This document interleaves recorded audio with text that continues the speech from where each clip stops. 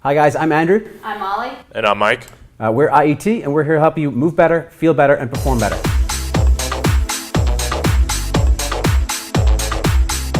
Okay, once we own our breathing patterns, the next step is to take her into a rolling pattern. This is the regress version of movement there is because there's much less stability needed on the ground.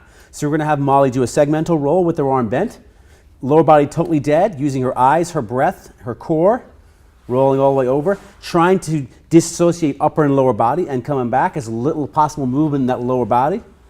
Perfect. And then go the same thing other direction. So eyes, head, breath. Our eyes are going to look down, breathing out, exhaling, rolling over. Good. Using her core and back. Leading with the eyes, leading with the elbow.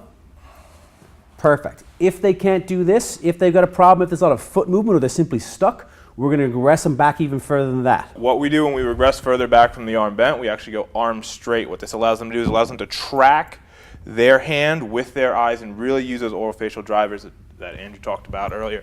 So what she's going to do is she's going to lift that head up, reach with that hand, nose into the floor, and come over. Good. And then coming back, hand comes back, turn that head, use those eyes, use that tongue, come over, good, back. And then she's going to go ahead and go to the other direction. Tracking with her eyes all the way over. Good. Notice how little movement she has in her lower body.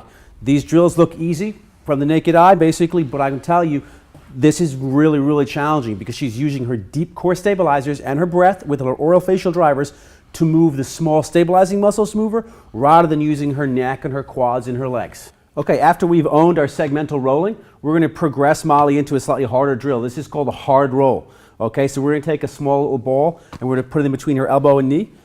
We can progress it even further and not use the ball, but that is one of the most challenging core exercises there is. So from here, she's going to roll over.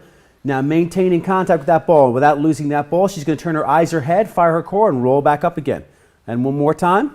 She takes a nice breath in. She owns her breath as she's doing it, rolls all the way over, maintains control with the elbow and knee to that ball, and comes all the way back up.